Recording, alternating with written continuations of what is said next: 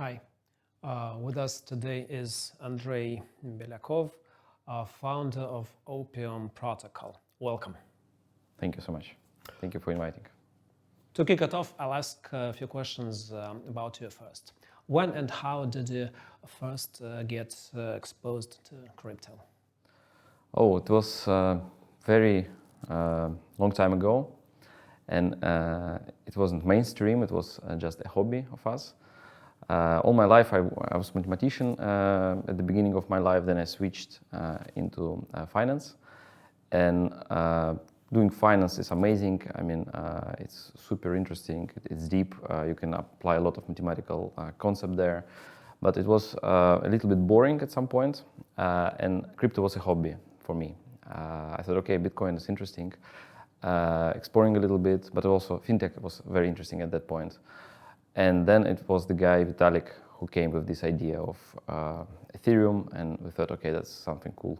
And probably if we participate, invest a little bit and participate in the system, it can go up maybe 5 times. So, of course, it came up a few thousand times, and now it's mainstream.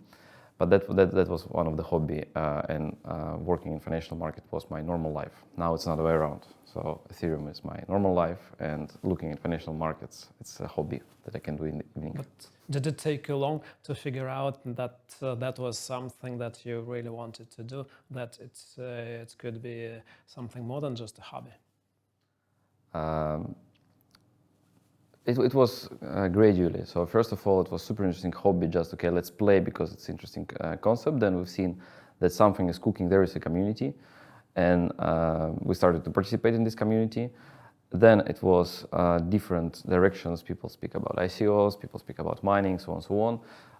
We very quickly figure out that holding Ethereum is better than doing mining or investing in all these ICOs. Just hold Ethereum, and staying with the mainstream with ecosystem is much better than trying to build something else, another blockchain.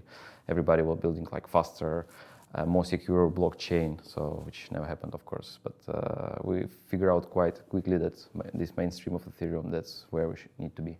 Mm-hmm. Cool. What's the craziest or the most ridiculous thing that you have experienced or done in crypto?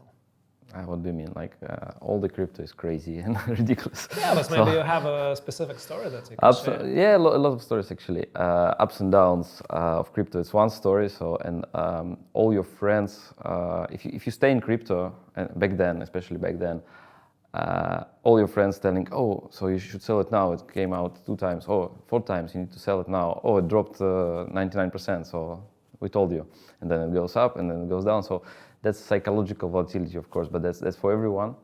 That's quite crazy. We had some crazy stories, like my partner, he stored the private key of some investments in the laptop, and then laptop was stolen on a parking lot in Amsterdam. And that was very significant already, and that was everything we were doing. Then he found it later on, so at some point in his book shield, the copy of the seed phrase.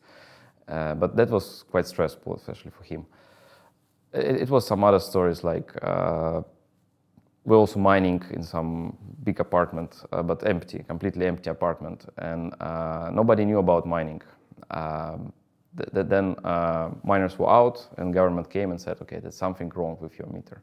So you can consume so much electricity at this small apartment with only like two lamps, and that's it. So these type of things, yeah, of course, a lot. So, and that was interesting because we were like, crypto is something new, and people didn't get used to it. So I know some friends of mine in Netherlands, they got police 6 o'clock in the morning because of electricity consumption. They thought it's growing of marijuana. So these type of things like constantly there. Mm-hmm. Now let's move to questions about your projects. Could you briefly explain what Opium is doing for those who is not familiar with your project? Yeah, Opium protocol is decentralized derivatives, so DeFi derivatives. So what are derivatives? It's very interesting because what are derivatives? It's actually the biggest market in the world, It's much bigger than all equity, than all GDP, than everything. So like 10, 20 times probably bigger than GDP. But not everybody aware it exists. However, everybody have exposure to this because everybody have a deposit. Almost everybody have a bank deposit or mortgage or pension or insurance or any financial product. And 99% probably of these products are hedged or even constructed with derivatives. So we need them. So it's very big and important market, but it's not a consumer market. So you don't think like, okay, I have so many derivatives. You just have your mortgage and it works. So you fix your interest rate and it works some magically. But banks are doing it on the backside. So, and we thought 4 years ago, approximately, we thought that it does make sense to bring this technology to banks because there's nothing wrong with derivatives. But banks showed that it can be difficult with the implementation, how you clear derivatives, how you trade, how you mint, so it's untransparent and so on, so on, so on. It can be very costly as well. So blockchain is a perfect trustless agent to settle, create, trade derivatives in a transparent way. So, and that's idea was there 4 years ago. We thought, okay, let's build it and give it to banks. But then it was a DeFi in the middle of the way, and people started to experiment themselves. So I think, personally, I think derivatives are very difficult and can be very dangerous instrument. So, but as long as you know what you're doing, it can be very powerful. So I would say it's like a sharp knife. So if you're a good cook and you know how to use it, you can it can be very helpful. But if you don't know how to use a knife, you can cut your finger accidentally, and that's also possible. So that's the derivative market. I'm happy to speak more, so just guide me. I don't want to bore you with all the mathematical and technical explanations. Oh, that's pretty cool, and I think that's enough. You said the project was founded 4 years ago. Around 4 years ago. Around 4 years ago. Do you have any interesting or funny story from the project's early days? On early days, because most projects had something interesting about them when they were just founded. Like some founders had to sleep in their office or do something like that. I mean, that's the kinds of stories I'm asking about. Yes. I slept in the office, so we were trying to get decentralized team, and we were trying to do it in different cities. So it's very often that I was going to these cities, meeting people, doing some presentation or working sessions, and then it's 2 o'clock, and then I understand that it takes me like half an hour to go to hotel, and then I need to sleep 4 hours and come back. So sleeping in the office is pretty normal. So I think I never slept in the car, but in the office a lot. So, what's your biggest joy and your biggest disappointment related to Opium? My biggest joy that we built with our community, with our contributors, we built something that is alternative to financial products we ever knew. And everybody can build based on the protocol using derivatives. Everybody can build their own financial products. What it means that I don't need to go to hedge fund. So basically, hedge fund is the investment firm that is like top scale. It's like super interesting. It can use super complex instruments, strategies, and make a lot of money. So everybody knows that working in a hedge fund, you're making lots of money, flying private jets, and doing very sexy, very cool job. So, and I was always dreaming, for example, working in hedge fund. Then I was working actually in a hedge fund, managing one hedge fund. But now everybody can do it. So if you know what you're doing, again, not only for Opium or derivatives, you can go to DeFi and create your own strategy, your own hedge fund. If you're smarter than the crowd, you can use these strategies to make money, take some risk. And that's amazing. So you don't need to work all your life, study in Stanford, and then finally end up in a hedge fund. You can do it now, and there is no barriers to enter. So that's super amazing, and derivatives especially are very helpful in this sense. So also Opium protocol. That's very facilitating, and it's amazing. I also like the community effort, because we don't build everything ourselves. We just bring the concept, we discuss it, and then community comes to us and say, hey, we build this, we build that. Look, there is proposal to implement this or that, and that's amazing, because I think it's one of the crypto values we don't talk about a lot. Or at least I don't hear people talking about it, but these crypto values, community values, are super important and super rare to see in normal business world. Let me give you an example.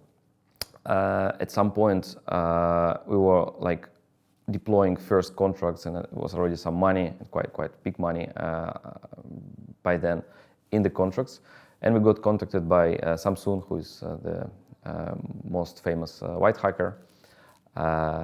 Our technical chief were like calling us with shaking hands and saying, I have a message from Samsung, should I open it or not? Okay, open it. And then it was vulnerability that allow to steal a lot of money just for anyone who executes very short code, because it was very beta type of protocol. It was very beginning. But however, these white hackers, they don't exploit it. They don't use it. Sometimes they do, but a lot of the times they don't, and there is free money they don't take. They just call you, say, hey, I found it, I really want to help you. This is the code, this is vulnerability, that's what I think about it. I'm here to help you, let's fix it together. And that's quite amazing, because in normal business world, if you leave your telephone or $100 and go to toilet, it can be gone easily. So here, people help each other and build something together. So that's really one of the things that I enjoy a lot. What is disappointing? Not so much stuff is disappointing. I think maybe one of the things that that can disappoint, it's a bull and bear market change, because at the bear market, people they're normally not attracted to build protocols, not attracted to DeFi, to crypto. They think, okay, it's not interesting because the price is low. But then price is high and everybody started to go there, everybody started to build NFT or another protocol or a copy of Uniswap with their own token or whatever. And that's a little bit, I wouldn't say disappointed, but it's a little bit of annoying. I think it's natural and we all know it's not so much disappointing. So I highly recommend Web3 for everyone.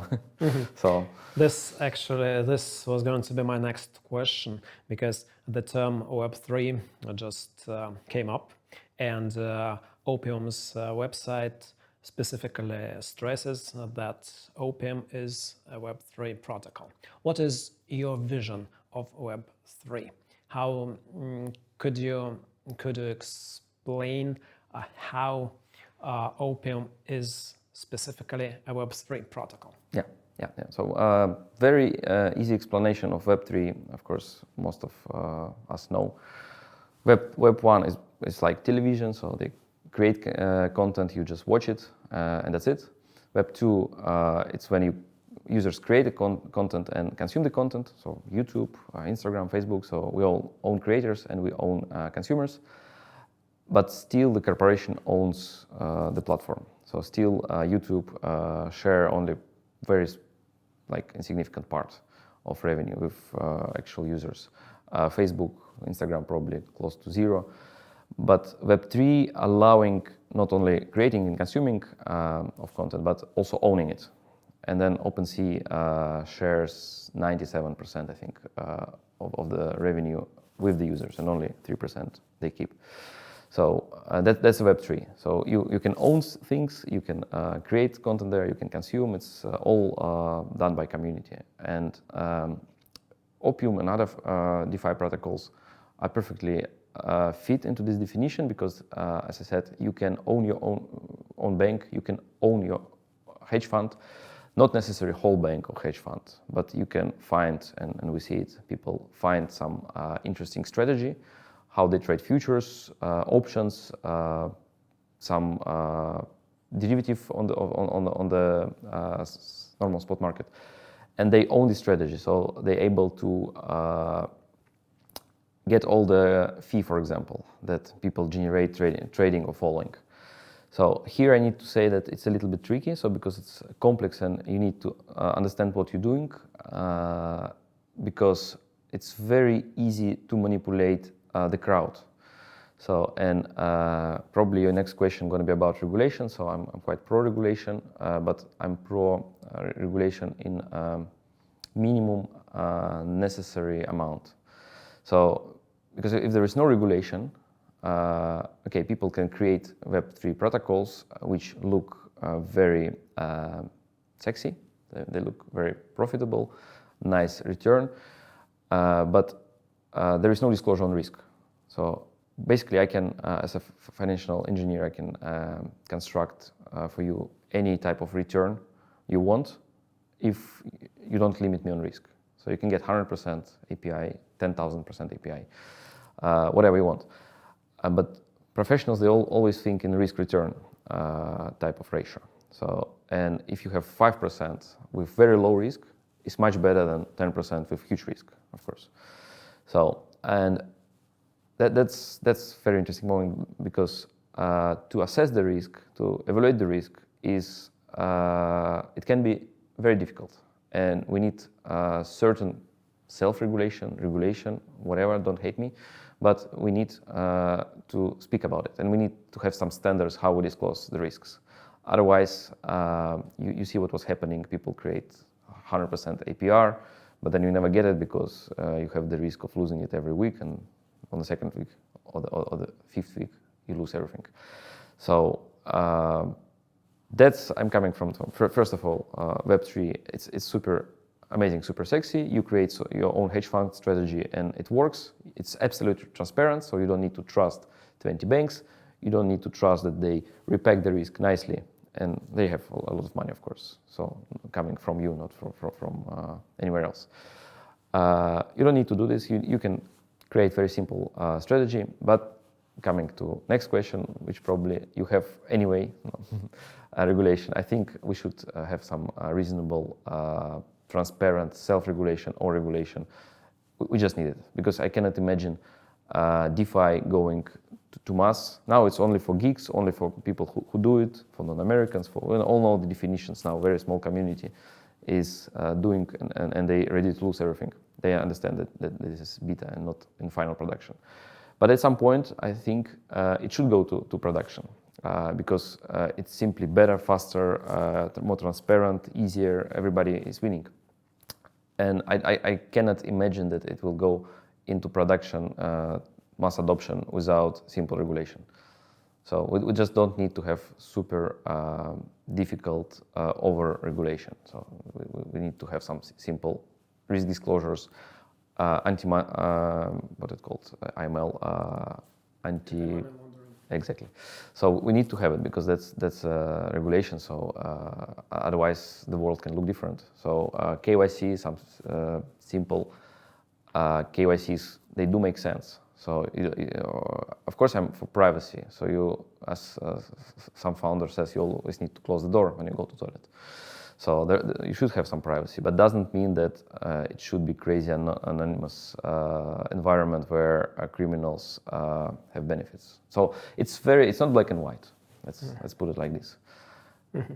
I was actually going to ask you about regulation, so you answered this question. And since we've segued to more general topics about crypto, my next question will be about this bearish cycle. You've already said that it's kind of annoying to have these cycles, and it's not good to be in a bearish cycle because no one wants to build anything. But still, is there any silver lining, anything good that could come out of a bearish cycle? Yes, so one point of view, it's annoying. So bearish and bullish cycles all the time, and people running here and there. From another perspective, there are some good things about it, because on a bullish market, everybody's printing useless NFTs. Everybody's switching their job from being a boring developer at a boring company into being in a startup that do this useless NFT. So then the cycle is over, and on the bearish market, so what do we have? We have a lot of users who already have a wallet, who know how to use crypto, because they came there not for very sophisticated DeFi products, which they should not use yet, but for the simple NFT, the picture art, whatever we call it, whatever it is. We have developers who already worked in startup.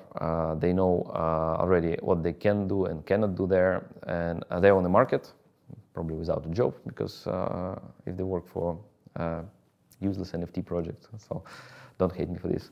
I like NFTs, but there are too many useless projects. It's true. Those developers will switch into something better.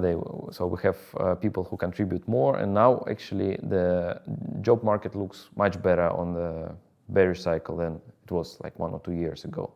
So that's kind of positive thing about it. Mm-hmm. You've just mentioned NFTs, useless NFTs, but in general, when do you think our NFTs going to get real utility? Like when are we going to see NFTs used as a proof of property ownership or concert tickets on a mass scale? When is it going to happen, do you think? I think it's happening already. So, but due to the regulation, you need to still go for KYC procedures. You need to still have certain paperwork and so on. But I definitely see it started. So we know some projects. Should advertise some projects, some good projects. So, for example, Realty, there's a tokenization of real assets. So the properties, they basically buy a house, they tokenize it.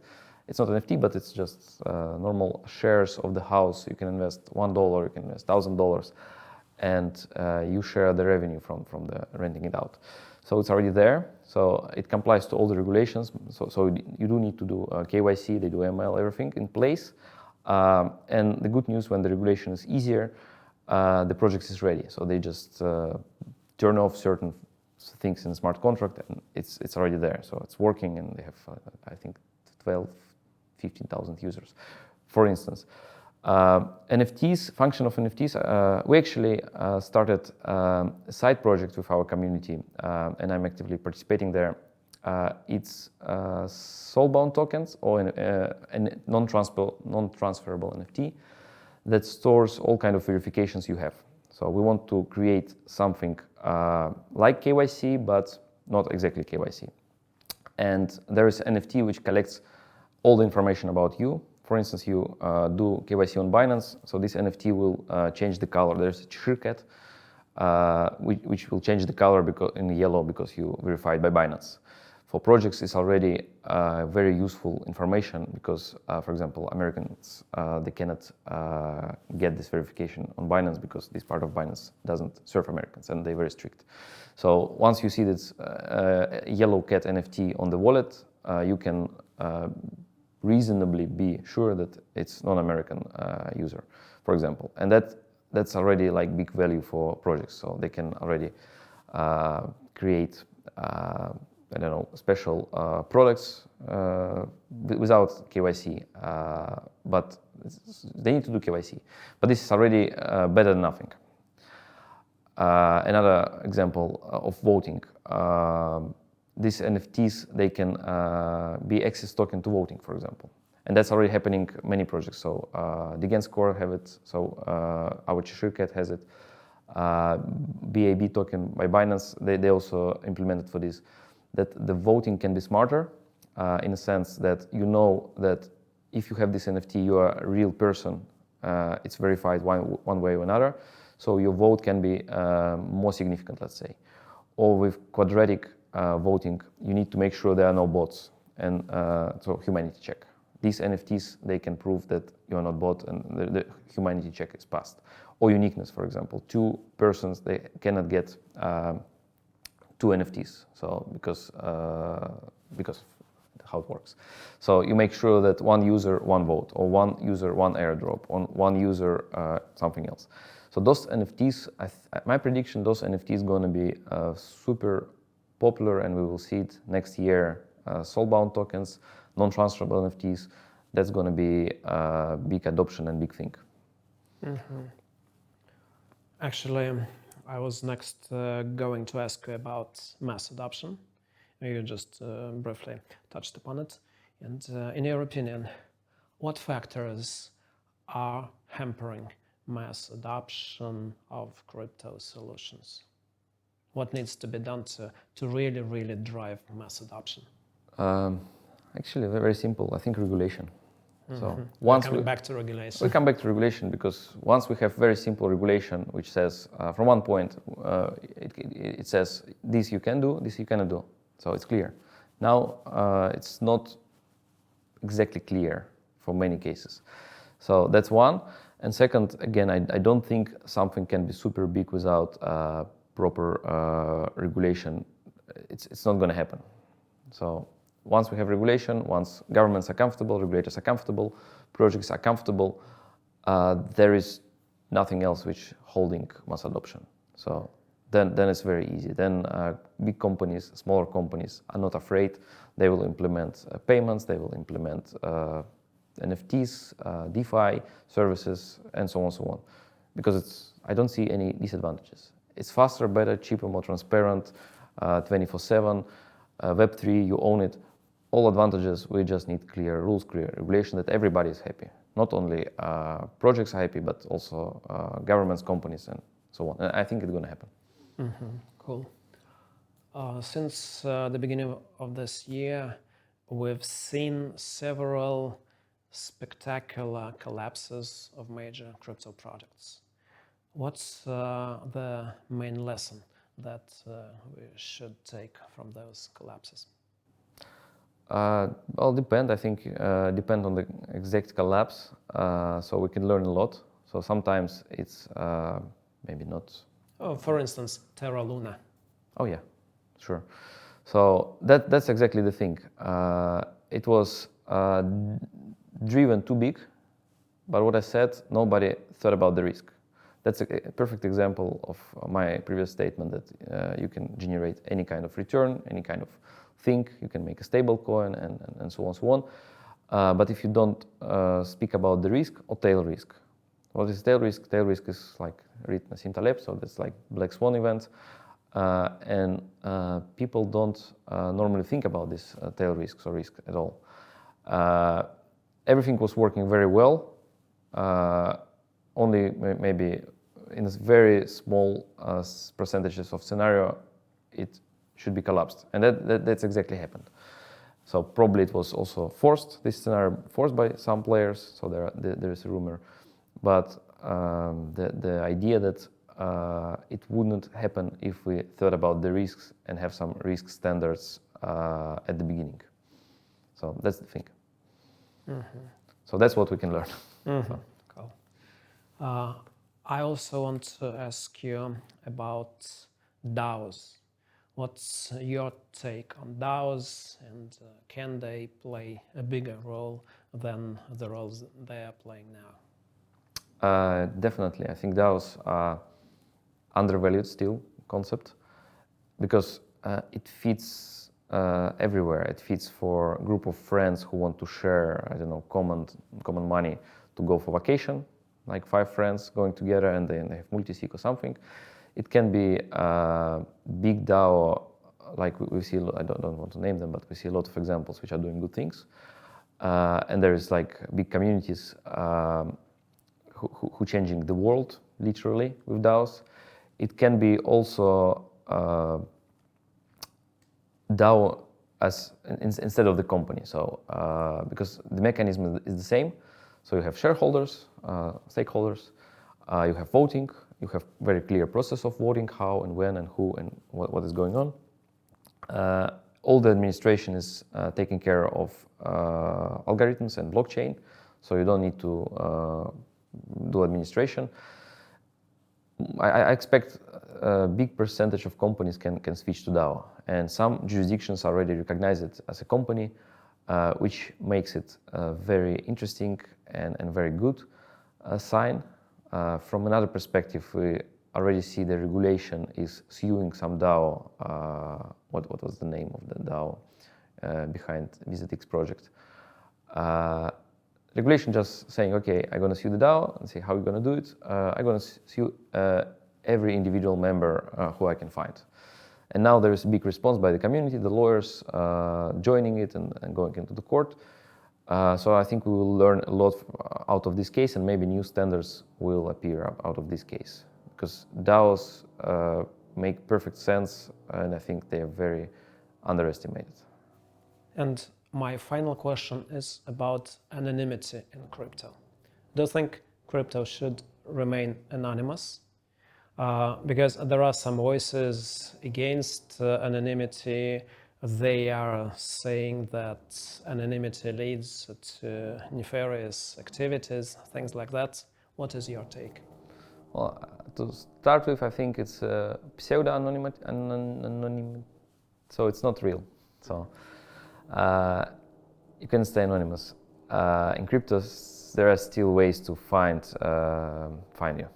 So, and yes, maybe you can try to be very, put a lot of effort and be very close to anonymous, but it's not. And actually, blockchain is a very good instrument to analyze. Everything is open, you can analyze everything. In blockchain, it stores everything, and it's pretty convenient. I think we all like privacy because of the reasons I mentioned. We all like to go to the toilet and close the door. We all like to have the privacy, and this is one of the human rights we all know we all like. And that's different from anonymity. So privacy means that nobody can see what you're doing unless there is a case by the government, by the investigation of, I don't know, CIA. They can see it. So that's not anonymity, but that's privacy still. Because you can be private unless you are a criminal, or big criminal, or very big criminal. So there is a threshold. And I think that's what all like. So we all like privacy and anonymity, staying anonymous. We don't really need. So, and I don't have strong opinion on this because it's a very sensitive topic. Personally, I don't need to have, I never in my life needed real anonymity, but it doesn't mean that other people have share the same views. And maybe somebody want to be anonymous in certain point. So that's why I don't have very strong opinion, but I think we can achieve a very high level of privacy, for sure, with existing algorithms, methods, ZK proofs, everything. And we can still make everybody happy, governments, regulation, companies happy again. And at that point, it will be mass adopted, it will be great. Thinking about it another way, when internet was not regulated at all, it was maybe pretty cool that you can go anonymously, write something, and then people write you fuck off also anonymously, and then you're happy. But the internet was not as developed as it is now. So when it is regulated. So regulation, in a sense, that how I see it, helped internet to develop a lot, and it's super handy now, all these smart devices, internet, Skype calls, and so on. So that's my maybe sophisticated but answer, because it's a very sensitive topic and I don't have very strong opinion, but that's my feelings. Mm-hmm. Thank you, Andrey. It's been really insightful and interesting. Thanks a lot.